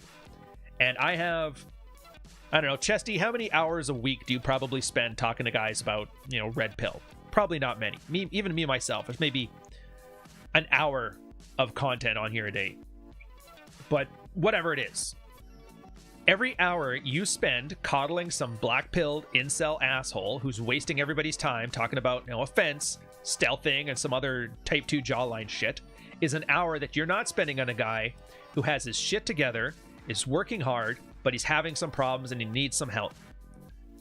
So you basically have said, because this asshole here is a waste of fucking time, I'm gonna fuck over that asshole and waste my own fucking time. Like, do you see now? Red pill, the laws of power, avoid the unhappy and the unlucky. That's exactly why. Because for every hour Wheat Waffles or fucking Incel McGee has, he wastes 2 fucking hours of other people's time, possibly more, because it's scalable. If you have guys that have a problem, most guys have similar problems. So for every guy that asks, hey, what's this problem I'm having here in the bedroom where she keeps giving me last minute resistance, there is 150 guys who have that same problem, but they didn't immediately think to ask it, but it resonates hard with their shit. So it's like X amount of hours that you've wasted by dealing with an hour of incel bullshit. And as soon as people start realizing that, you start realizing you treat your time as if it's valuable. Remember that whole, you're the prize? Well, fucking treat yourself like you're the prize. Your time becomes valuable. Don't waste it. Like, fuck you, man. There's 100 guys out here that could probably, fix a dead bedroom or get laid for the first time or stop having heart attacks. But I gotta waste time because you want to talk about fucking mewing. Like, go fuck yourself. Carl, where's Carl been? Carl has been doing Carl things. He's swamped at work. He does say hi, though. He doesn't miss you guys. And summer is coming up, so it's going to be time to homebrew, I believe is the way he put it. Leave the bent over row. Oh, Jack, you don't like the croc rows? Man, I love those ones. But keep in mind, too, a lot of it's because I don't like deadlifting. My back's just too fucked. I've been scared of going back to it to hurt myself. Well, let's see, Sam's here with never live with women. Again, categorical imperatives. Think about it. Why do you want to live with her? If it's just don't live with women ever, what the fuck's the point of that? I live with one. She's fine. Does great. But I have a goal. At the time, actually, here's a funny one. Here's a little personal story. Here's my little Batman origin story. Well, it's not that, but it is. We were dating probably about a year. It's at the point she wasn't living with me, but she essentially was. She lived about an hour outside of town. I lived right downtown. And so I was doing shift work at the time, so she loved it. So she's like, oh, that's great. So, like, can I stay at your place? I'm like, yeah, come on over. So she'd come over. We'd fool around. She'd go to the bar because, fucking 23-year-old thought. She goes to the bar. I would go on my night shift at work. And then I would get home. My night shifts ended about 5:30, and her bar nights would end like at 4. And so I would just come home and there'd be like a drunk girl at my place making burritos. I'm like, fucking awesome. Now, it's my place. I'm not having her pay rent, but at the same time, she gets no say in how I run my house, and she doesn't get a key either. But yeah, why wouldn't you have that situation? That's great. And then it kind of worked out that way where I was kind of bored living on the island, and I'm like, you know what? I'm going to try something new. I'm going to move to Montreal. And I talked to my boss, got a transfer there. A new base, posting, fucking worst mistake ever, but I'm glad I did it because I wouldn't be here if I didn't. And I told her, it's like, yeah, I'm moving to Montreal. Yeah, if you want to come, it's great. If you want to break up, now's the time. She moved to Montreal. Moved to Montreal. Now, you can't bring a girl across the country with you and not have her move in. So at that point, then we have expectations. And this is where, like, relationship gets real. Now you pay half the rent. That was a big thing for me. It's like, look, I'm not here to take care of you. It's not, well, I earn less money than you, so I should pay less into the rent. I know that's a common one. I make 30% of what you make, so I'll pay 30% of the bills. It's like, no. We'll pay half the bills together. And if you can't afford this lifestyle, then we'll downgrade the lifestyle. Because I'll tell you right now, from a sexual strategy standpoint, and I see you, Mark, I'll get to it in a second. From a sexual strategy standpoint, I know girls bitch about this too, where it's like, oh, you're just a roommate. It's like, no. Here's what happens, and I've seen it happen 100 fucking times. If you buy that fucking, I'll pay 30% of the rent because I make 30% of the money thing, then what happens is the instant you set up in that lifestyle, she wants more. Well, let's just upgrade this. Let's upgrade this. Let's upgrade this. And then all of a sudden, as a guy, you're earning, $100,000 a year. She's earning $40,000 a year, and you're barely making ends meet. You're like, I don't get this. When I was living on my own, this would carry my whole life. And that's because you're increasing the expectations, and you're agreeing to it too. So you have nobody to blame but yourself. As opposed to the 50-50 thing, Now you guys have to be reasonable about it. Now you can, hey, I'm going to put $1,000 extra into the principal of the mortgage this week. That's fine. You can do that, but it's now a choice. It's not an obligation.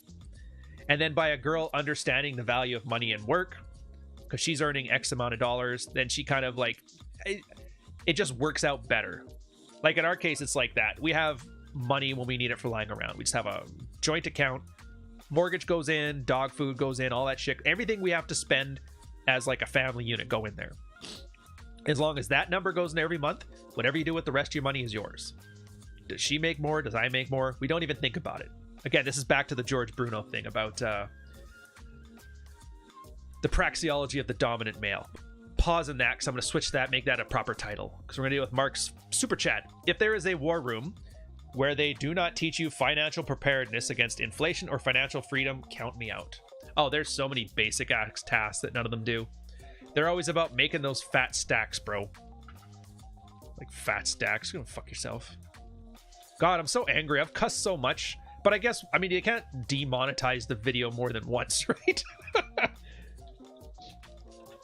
Praxeology, dominant. So praxeology, the dominant male.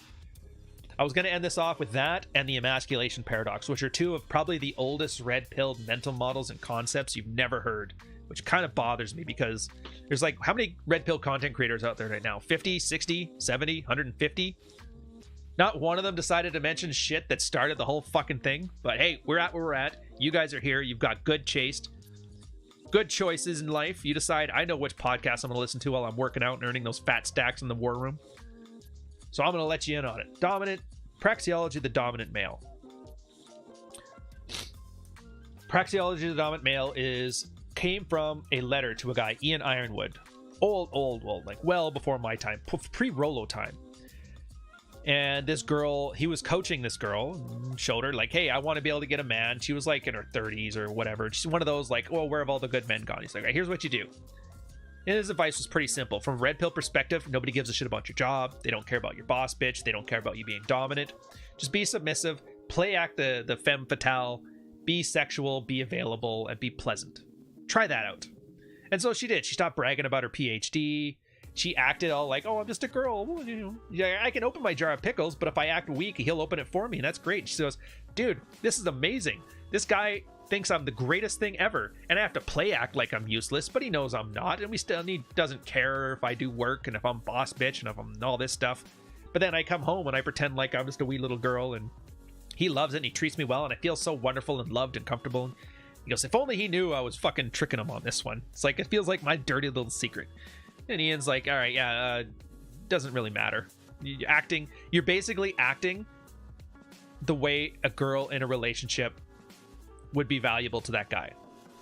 And he's doing the same thing to you. That's that polarity shit that Rolo likes talking about. Now, I'm not going to say what specific. It doesn't really matter what specifics. Maybe somebody's like, I would never do that. You know, I don't care.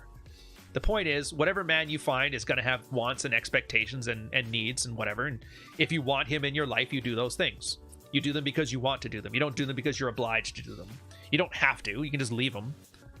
But she decided, like, yeah, I don't want to leave him. I want to keep him. And then she did those things. And she's like, yeah, it's just like a little play acting LARP, whatever.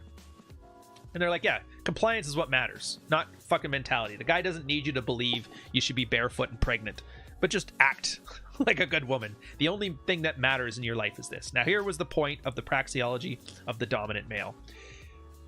From a larger standpoint, he realized, here's the train of thought. So it starts off with which relationships are have the best longevity and the most happiness for everybody involved. You need essentially male dominant relationships, right? Where the guy's in charge. Historically, that's been true over the last 10,000 years. Out of all the societies and all the relationships around, the one where a guy is in charge, dominant male, tends to do better. Okay, so we'll go from that. How did guys usually establish that previously? Well, you know, older times it was because, you know, if a bear was out there and hordes of Romans, the guy has to go out and fight him. And that switched over in the Industrial Revolution to economic input. The guy is the one working in the factory all day or mining coal, right? So economic input, you know, put food on the table. You got to respect this man. And that was like the trad idea. But here's the difference. Those days are over. Nowadays, women are earning more money than men because, heaven forbid, They're actually human. Women are human beings, and they are good at things, and they can earn money, and you're not. Productivity and labor aren't connected anymore. So that sucks. So as a guy, what do? Well, he says from a red pill perspective, it's not about fixing the world. It's not about bitching about how the world doesn't fit your things. It's how do you navigate this space where, if you want longevity and happiness in a relationship, the best method we have so far, and I'm not saying it's the only one, but it's the best one, is male dominant. Previously, financial or economic input was how you establish that dominance. So what do you do now when a girl becomes more economically viable than you? Well, you just remove economic factors as how you'd establish dominance. What does that mean? Well, when we talk about the alpha shit, that's exactly what we're talking about. Tingles, flexing, luxury goods. I will tell you right now, and I'm stealing this line from The Last Psychiatrist because he just wrote it so damn well. Somebody will pay 10 times what something is worth for how it makes them feel. They will pay 100 times what it's worth for what it says about them. A man who a girl can brag to all of her fucking frenemies at brunch. A man who a girl can use as a cudgel to beat her girls on the head. Well, yeah, it sucks how your man's a bitch. My man does this. My man does that. Luxury goods, like a Louis Vuitton purse, like Louis Vuitton shoes, like a Versace sports bra, like a fanny pack from Gucci. None of these things are useful. You're like, why would you want a Louis Vuitton purse? We can get you a nice Husqvarna or Dickies, duffel bag. It holds way more shit. It's like she doesn't want to hold shit. She doesn't need to hold shit. She wants a social status flex. So when you remove economic factors, which is like the duffel bag, you get to the Louis Vuitton stuff. You get to branding. Wow, he's hot. Most of the guys in this town are fat. You got the one guy who's in shape? Oh, yeah. Why? Because I'm just that fucking good. Girls love that shit. Because socially, they love to flex on other girls. I'm not saying this is all the case. You obviously have to be somewhat useful. You can't be a fucking deadbeat. But that's only because being a deadbeat, the beauty of this is, and this is where the nuance comes in, the skills that would require you to be a breadwinner are attractive skills in and of themselves. But you can't use those as your only attractive skills. Those are like baseline. Every guy should have his shit together. Every guy should be able to, sustain his own life. Every guy should be able to earn what he earns. But that's not what makes you attractive. That's like a girl putting out on the first date. It's like girls will put out on the first date. So if you're not putting out on the first date, I don't care. You're not going to have a second date with the guy. It's not because there's something wrong with you, but it's because you don't need to anymore. Sex has become so abundant, it doesn't fucking matter. And in the same way, a guy having his shit together is like a girl putting out on the first date. Gabby, tisk tisk, message deleted, poor bastard. Anyways, I use Gucci Magnum condoms. Yeah. Well, no, women don't like resources. First off, stop calling them resources. Resources is a vague, fungible term. What the fuck is a resource? Do you mean money? Then say fucking money. Do you mean a nice house? Then say a house. I hate when people say resources. It's like calling them females. That's that Ferengi shit again. It's not depressing, though. That's the thing. Life is just, we've traded one set of difficulties with another. Back in the day, if you didn't have arthritis by 25, then you were useless. Nowadays, you don't have to have arthritis. You can sit in a chair and send emails all day and earn a good living for yourself. But because it's so easy now to earn a living, you have to earn a living, you have to be useful, otherwise it doesn't fucking matter. It's commodification. It should be pretty straightforward. Freaky shit. So yeah, the game has gotten slightly harder in one way, but you know what? You haven't had to break your back in a coal mine. You haven't gotten arthritis by 30. You haven't had to, you haven't gone cross-eyed because you got hit over the head. You don't have to be drunk at work all day just to handle the pain. You don't literally have pain as you wake up in the morning, go to bed. So fuck. Oh, but I have to be competent? Yeah, well, welcome to the club. That's only the entrance exam. It doesn't promise me anything. No, it doesn't. It's the cover charge for the bar. Women putting out on the first date and a guy having a shit together. There's your cover charge. Now that you're in the bar, what do? You fucking flex. You be the fancy purse. And that was the point he was making. So once you remove all this stuff, you're meeting the current conditions. Like, what does a woman need in a relationship? A guy, you want sexual availability. You guys want pleasant attitude. Maybe you want cooking. Whatever your wants and needs are. Those are, generally speaking, all that she's got left for needs. And yes, I get it. Not all women are like that. Do I need to go over the bell curve shit again? No. Follow me here. Don't lose me. That's a praxeology of the dominant male. And that's when you realize it. You stop thinking about what you want the world to, what the world should value, and you look about what the world does value. About an hour ago, I was talking about categorical and hypothetical imperatives. This is exactly what I'm talking about. Categorical imperative is like, a guy should be a breadwinner. A guy needs to bring home the bacon. Guy needs to have a stay-at-home wife. Hypothetically, it's like, no. If girls are earning more money now and they don't need no man, and if male-dominant relationships tend to be the best over the long term, then remove economic input as the method of establishing dominance. How do you do that? By luxury branding as opposed to, commodity branding. I'm a good employee versus I'm more fuckable than a set of Louboutins, Oh dear God, Carolina Hermes has a channel. If you guys don't remember, that was the fucking chick. She hates me. I mean, not that I care. The only Brazilian girl I've ever seen that has a completely flat ass, but I mean, I don't know. Maybe that's a Brazilian stereotype. I don't want to sound racist here, okay? Oh, right. It's the last point. 145. Emasculation Paradox. So I'm going to end on the Emasculation Paradox. This is probably the very first red-pilled mental model. And I love ending on this one because it's so much fun, because I love talking about Keone Galt. Hawaiian Libertarian, 2007, 2008. The very first red-pilled post ever. There was pickup stuff that talked about being red-pilled. It was all this stuff, but it was the first time. It's a post called Game is Red Pill. And it started off with like the lies you were told, the Disney fantasy. Guys think ways should be, but instead, like the part he loved about pickup was that by watching how people act and what they respond to and noticing how diametrically opposed it is to what they talk about, that you're being red-pilled to sexual dynamics. And this is where he brought up a concept called the Emasculation Paradox. You don't want to know, John Clark. The Emasculation Paradox is something that they kind of took from the MRAs and the MGTOWs, where it was, because divorce rate, right? No-fault divorce exists, so a girl could take half of your shit, so you better supplicate and pander and don't do anything to piss her off, because the moment you do that, she can take all your shit and take your kids, and you have to pay for it, and you're going to end up dead in a ditch by the river. And he goes, here's the paradox. So by doing that, you're actually making it more likely she will leave you, she will take half your shit, and she will fucking take the kids, and they will call you an asshole for it and make you pay for the privilege. So what do you do with this? Again, remember that if, else, hypothetical imperatives? The categorical one was, you got to be a good man, you got to defer to the wife. The wife's in charge, make her happy, or your life is going to be shit. Red pill perspective. Well, if she can leave, take everything, and there's nothing you can do about it, then what do you do about it? He goes, well, we've tried the supplicating thing. That doesn't work. It doesn't have any effect at all. In fact, it makes things worse. So you stand up for yourself. That's why he calls it the Emasculation Paradox, is that by emasculating yourself in hopes of creating a longer, healthier relationship, you actually make it worse. But if you stand up for yourself, she can leave you as like a threat point. But they kind of miss the whole point of this, that you're actually much more likely to have a girl want to be with you. If you stand up for yourself, you have some boundaries, you give a shit, right?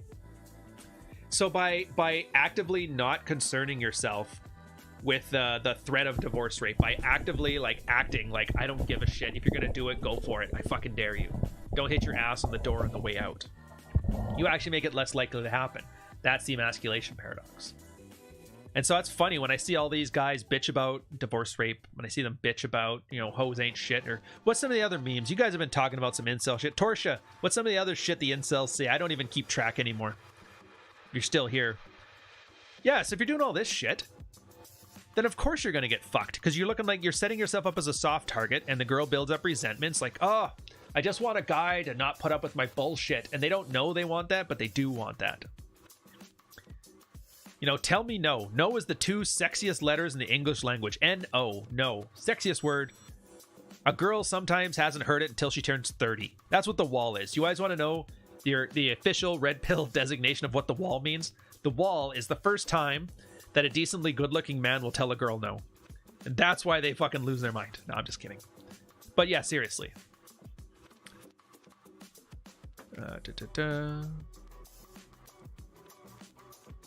The fuck is newish, master? Well, that was everything. Well, we're not doing new, we're doing old. Women can't comprehend. And that's just it. Can you blame them? Nobody has ever used it on a girl before. She's hot, she's 23. When was the last time somebody told a hot 23-year-old no? Fucking never happens. That's why a lot of, like, how did she end up with that asshole? Because he knows the power of the word no, and he means it. He's not just saying no. Hey, I'm gonna go do this. No. No. Well, you can't tell me what to do. All right, fill your boots. Just leave. But that's all I got for you guys. So that's it. Welcome to the show. We went a full 2 hours. I usually like to keep this an hour and a half, but I was just having so much fun with this. Why the fuck not, right? So let's shit talk in the chat for a couple minutes. Hey, Georgie. You gonna fix that potty mouth or you're no longer welcome in the channel. Consider this your only warning, and it's about as kind as I'm gonna be about it. You're still in the penalty box, sir. 5 minutes for shit talking. All these other MLDs are just imitating, so won't the real MD please? Fucking guy.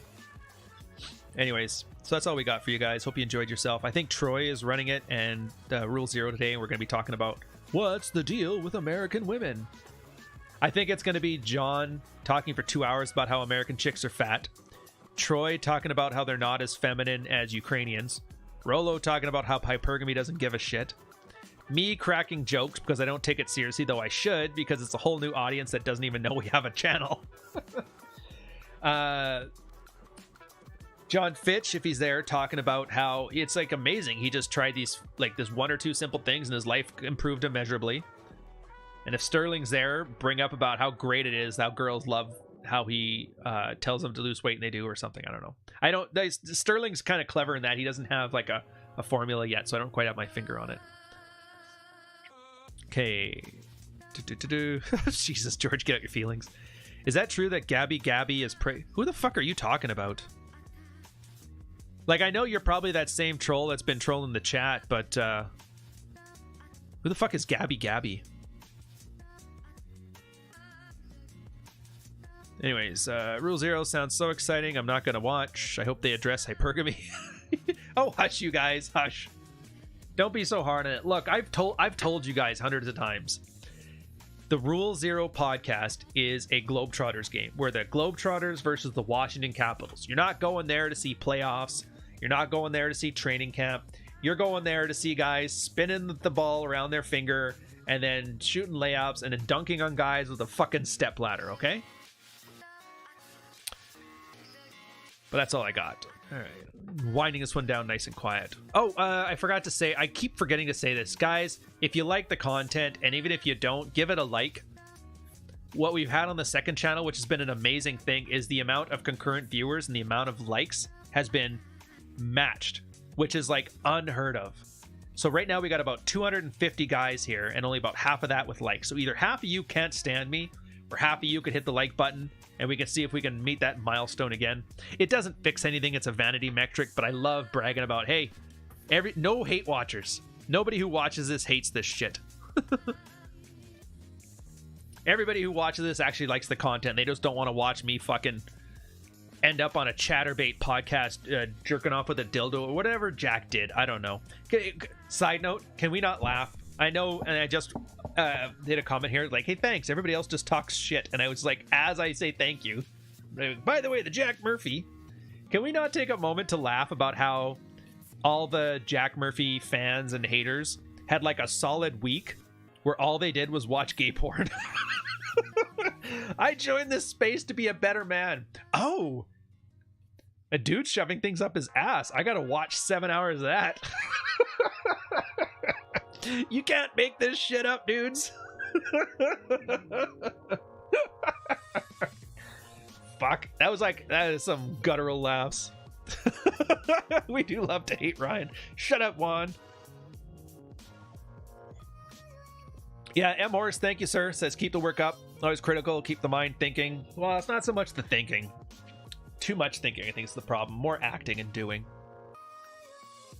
Yeah, Jack changed the world for a month. Dude, I'm still... Like, Roman McClay must be pissed. He's like, dude, I just killed 6 people. And this asshole shoved some things up his ass. And now nobody gives a shit about me anymore. It's like, how many people do you have to kill to get attention anymore? I was like, I don't know what to tell you, man. If so many people are doing it now, it's just kind of like, oh, another one. Another kid went to school in a trench coat. All right. Let me guess, he was playing Doom. It's like, is that even a thing anymore? All right. Anyways, I think we've had enough fun. Heteroflexible flexing.